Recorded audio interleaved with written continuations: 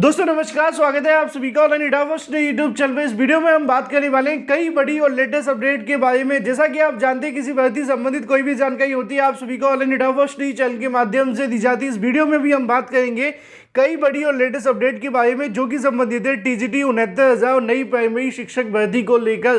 तो चलिए दोस्तों वीडियो शुरू करते हैं। वीडियो को लाइक कर दें और शेयर कर दें, चैनल को सब्सक्राइब करके बेल आइकन को दबा लें, जिससे कि आपको रियल ऑथेंटिक जानकारियों के नोटिफिकेशन सबसे पहले मिलते रहें। शुरुआत करते हैं सबसे पहली अपडेट के बारे में जो कि संबंधित है 69,000 शिक्षक भर्ती के बारे में। साथ ही हम बात करेंगे नई प्राइमरी शिक्षक भर्ती को लेकर।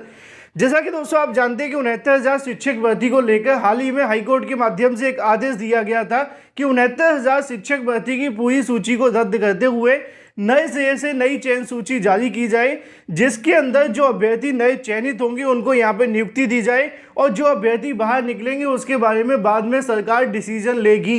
ये आदेश दिया गया था हाईकोर्ट के माध्यम से। और 69,000 शिक्षक भर्ती के अंदर डबल आरक्षण को लेकर भी उन्होंने कहा था कि ऐसे अभ्यर्थी जो ओबीसी एससी से आते हैं और इनके नंबर 65% से कम है तो उनको उनकी ही कैटेगरी के अंदर रखा जाए। इन तमाम मुद्दों को लेकर जब आदेश जारी किया गया था तो बहुत सारे ओबीसी एससी वाले छात्रों के माध्यम से इस बात का विरोध किया गया और उसके आधार पर उन्होंने लगातार इसके बारे में मांग की सरकार से।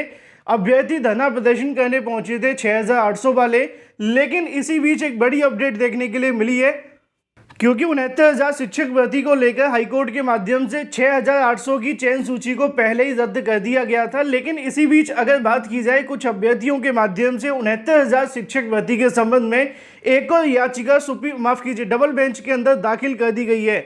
जो आदेश हाईकोर्ट के माध्यम से दिया गया था उसी आदेश के खिलाफ ये मामला डबल बेंच जा चुका है। छात्रों को जिस बात का डर था वही हुआ है। 69,000 शिक्षक भर्ती का जो मामला है अब सिंगल बेंच से होते हुए डबल बेंच गया है और सिंगल बेंच के आदेश को चुनौती दे दी गई है। यहाँ पे आपको देखने के लिए मिलेगा स्पेशल अपील अगर बात की जाए 172/2023, और इस याचिका को दाखिल किया गया 11 अप्रैल 2023 की तारीख में, मतलब कि 2 दिन पहले। रजिस्ट्रेशन आपको देखने के लिए मिला है 12/4/2023 यानी कि कल की तारीख में।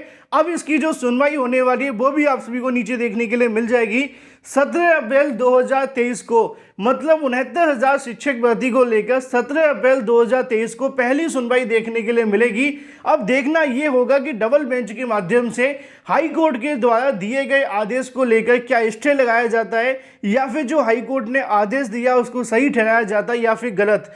लेकिन ओबीसी एससी वाले अभ्यर्थी हाई कोर्ट के आदेश को लेकर संतुष्ट नहीं थे, जिसके चलते उन्होंने इस याचिका को डबल बेंच में दाखिल किया है। अब यहाँ पे 69,000 शिक्षक भर्ती को लेकर एक नया अध्याय शुरू हो चुका है डबल बेंच में, जिसकी पहली सुनवाई आपको देखने के लिए मिलेगी 17 अप्रैल 2023 को। जो भी अपडेट होगी आपको इस चैनल के माध्यम से दे दी जाएगी। अब इसमें सरकार का स्टैंड क्या होगा ये भी देखना दिलचस्प होगा, क्योंकि 69,000 शिक्षक भर्ती डबल बेंच जा चुकी है।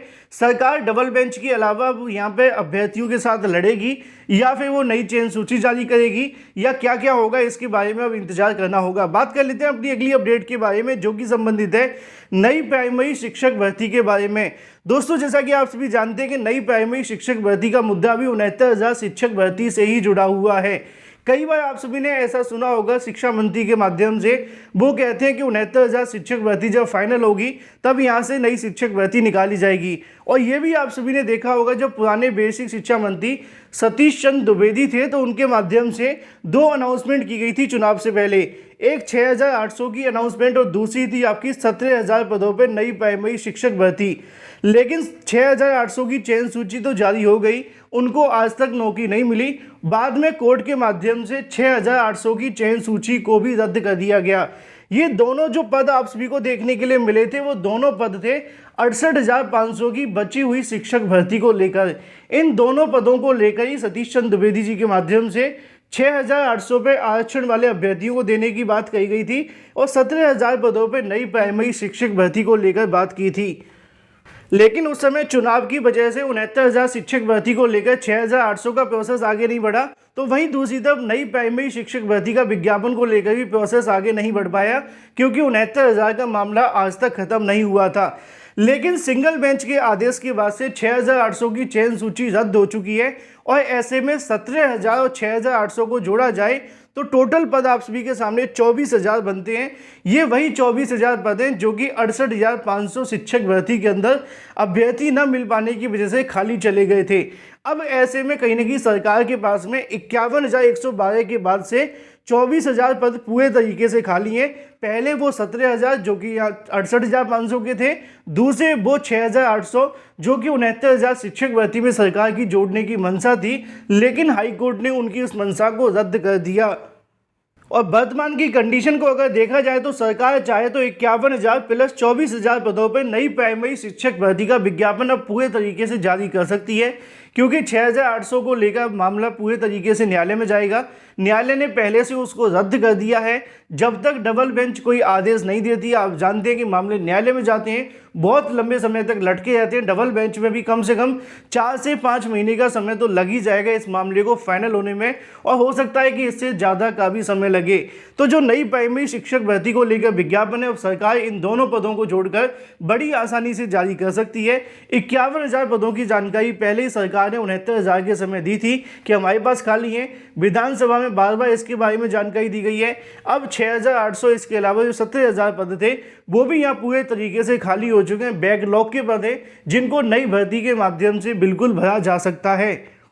और जैसे ही आने वाले समय के अंदर सरकार के माध्यम से नए शिक्षा सेवा आयोग को लेकर मंजूरी मिलती है, नए शिक्षा सेवा आयोग के बाद सरकार नई प्राइमरी शिक्षक भर्ती को लेकर विज्ञापन इन दोनों पदों को जोड़कर जारी कर सकती है। बस यहाँ पे जो समझने वाली बात है वो यही है कि आप लोगों को एकजुट होकर नई प्राइमरी शिक्षक भर्ती के लिए लड़ना होगा, बीएड और बीटीसी दोनों अभ्यर्थियों को। हालांकि वर्तमान में कोर्ट केस की वजह से बीएड अभ्यर्थी कहने की थोड़े से इस बात को लेकर परेशान है, जिसके चलते धरना प्रदर्शन में इतनी बड़ी संख्या में अभ्यर्थी नहीं देख पा रहे हैं। लेकिन अगर अभ्यर्थी एकजुट हो जाएं नई प्राइमरी शिक्षक भर्ती विज्ञापन के लिए, तो बड़ी प्राइमरी शिक्षक भर्ती का विज्ञापन आपको इस साल देखने के लिए मिल सकता है। आने वाले समय के अंदर सुपर टीईटी में भी पदों की संख्या बढ़ना लगभग तय है, क्योंकि 17,000 पहले ही खाली थे, 6,800 अब हो गए। 51,000 की जानकारी सरकार हमेशा देती रहती है, और भी अलग अलग प्रकार के अगर पदों को जोड़ा जाए तो सरकार एक बड़ी नई प्राइमरी शिक्षक भर्ती का विज्ञापन जारी कर सकती है। अपनी तैयारी के साथ साथ अगर एकजुट होकर अभ्यर्थी लड़ें तो निश्चित तौर पर आपको सफलता मिलेगी। बात कर लेते हैं अपनी अगली अपडेट के बारे में, जो कि संबंधित है टीजीटी विषयवार एग्जाम डेट के बारे में, जो कि आप सभी को यहां से देखने के लिए मिल जाएगी। अगर बात की जाए टीजीटी विषयवार एग्जाम डेट के बारे में तो लिखा हुआ है TGT Sanskrit, TGT music, TGT Urdu, TGT social science, TGT English. इसी तरीके से नीचे हम जाते हैं टीजीटी आर्ट्स के बारे में, और इनके जो आपको एग्जाम देखने के लिए मिलेंगे वो 30/4/2023, 13/5/2023 और 14/5/2023 और 14/5/2023।